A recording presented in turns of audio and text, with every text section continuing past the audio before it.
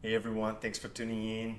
Today, our guest is Tommy Valentine, Executive Director of Historic Athens. Tommy, thank you so much for taking the time to be with us today. I appreciate it.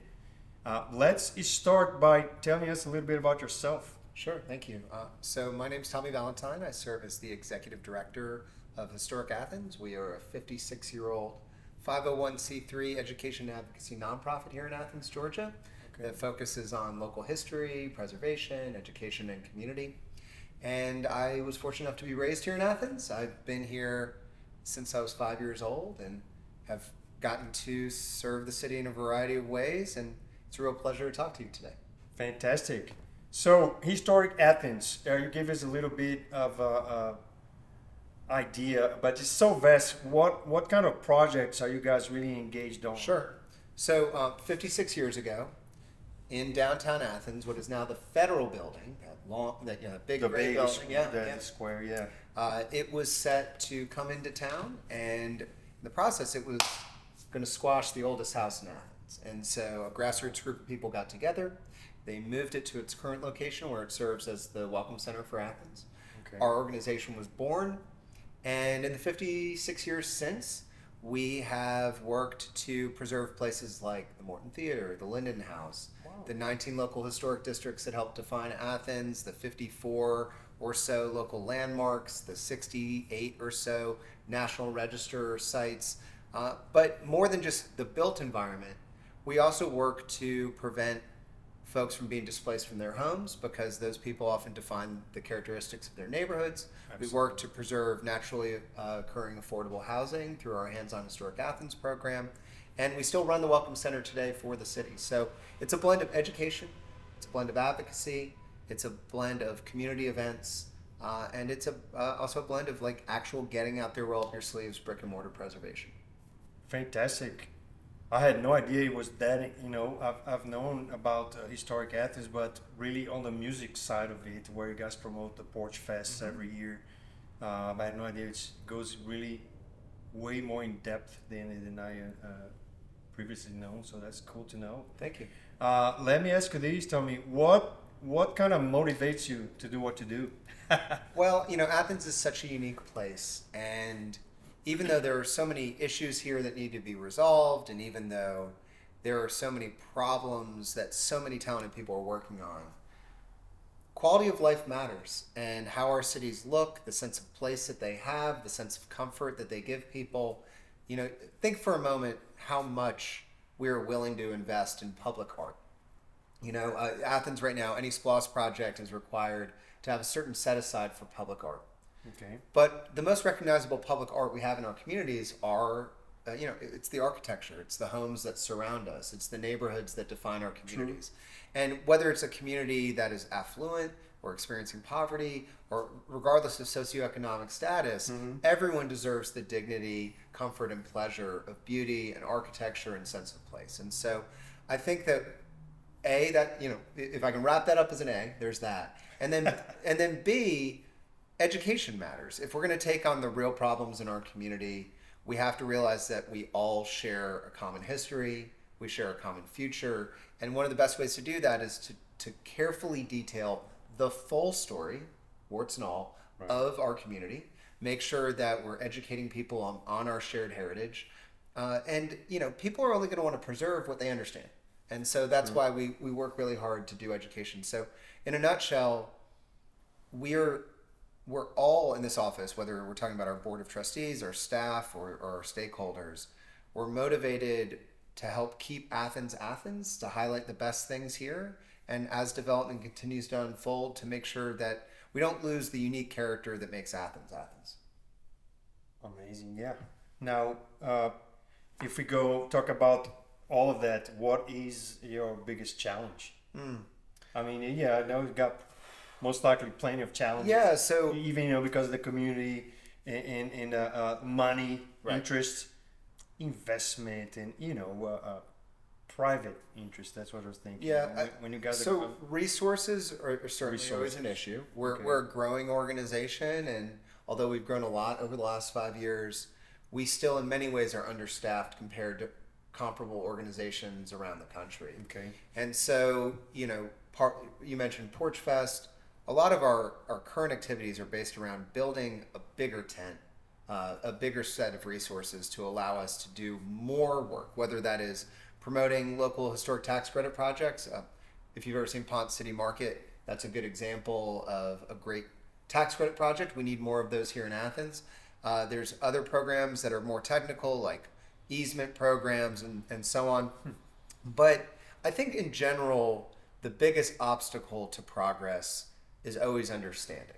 And so, our mission statement, and, mission statements can be clunky, but our mission statement is to develop community-wide understanding of the value of historic buildings, neighborhoods, and heritage. Those three pillars: buildings, neighborhoods, and heritage.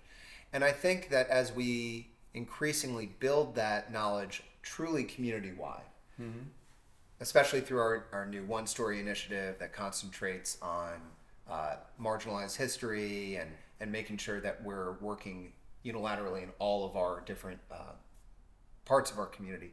I think as we do that, we come together as a community, we do more work together, and we're more likely to save things.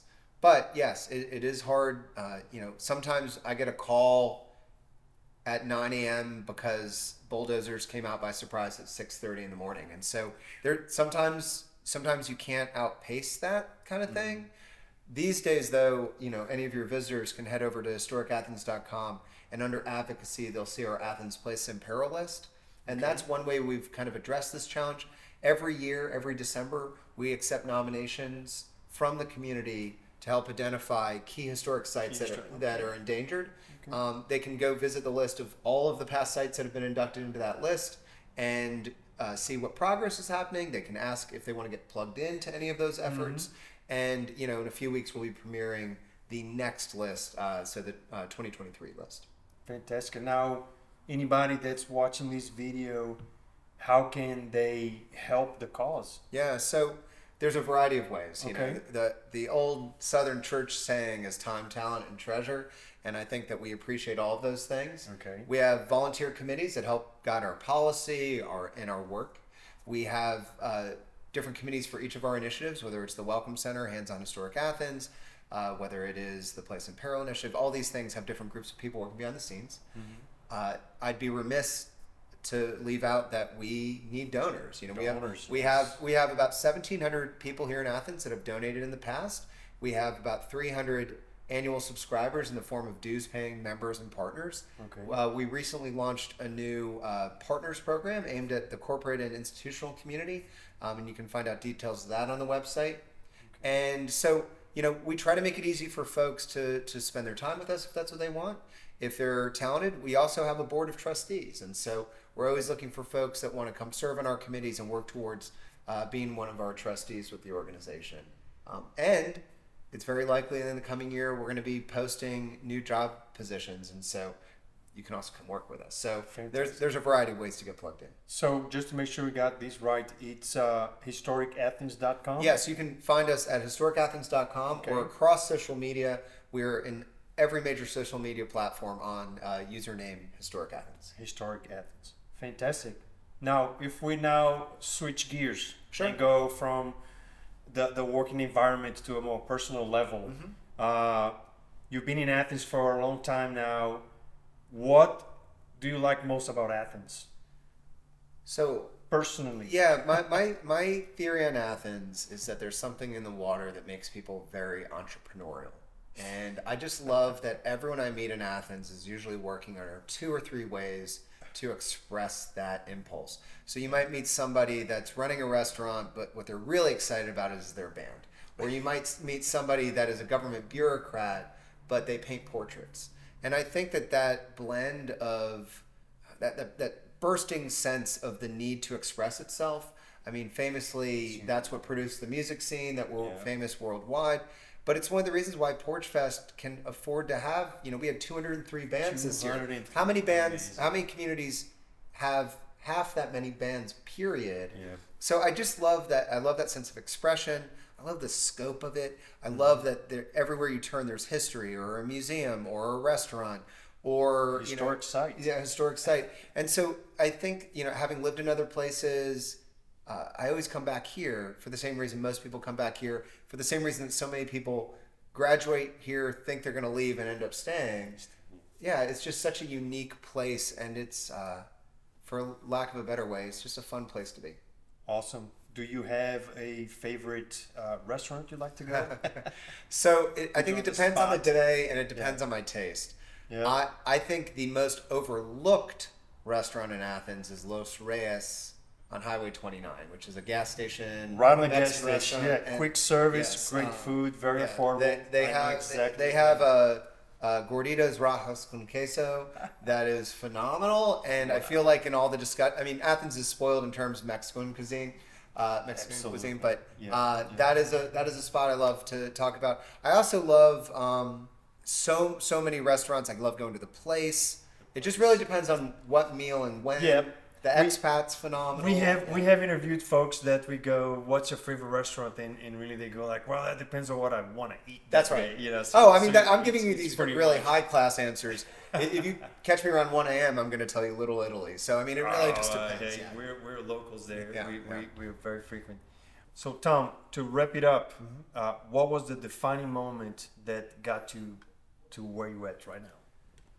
When I was in high school here at Cedar Shoals, I think there were two pivotal things that I come back to. Number one was I remember talking to a friend of mine after track practice. We were talking about the nights ahead of us, and I was headed home to study and do things like that. And he was headed home to cook dinner for his siblings, you know, because his parents were each working 2 part-time jobs. And if you've ever worked 1 part-time job, you know how tough it is. But juggling multiple part-time jobs, having 2 parents juggling part-time jobs. And I think that really brought home to me that we're a community that faces challenges. We're often the poorest college town in the United States, but we have the lowest unemployment in the state of Georgia. So we have people here that are working, that can't get by. Two opposites. Right, and I think that's what tilted me towards public service, where I think, like many people in Athens, we feel there's room to improve Athens. We love it, but it's not yet what it can be and what it should be. And so I think that's a lot of it. And then, as you and I have discussed before, my avenue into the public sector was through hip hop. I was a hip hop artist for 10 years. Mm-hmm. I was a battle rapper for 5 years. I was a recording artist after that. And I think that hip hop's such a DIY community that under the mentorship of people like Montu Miller and Issues and a lot of the really talented local people here, that's where I kind of developed the advocacy skill set that Right. I'm fortunate enough to use here now. Fantastic. Well, thanks everybody for tuning in. Thank you. you, Tommy Valentine, for your time, and we'll see you guys next time. Thank you. All right. Yeah.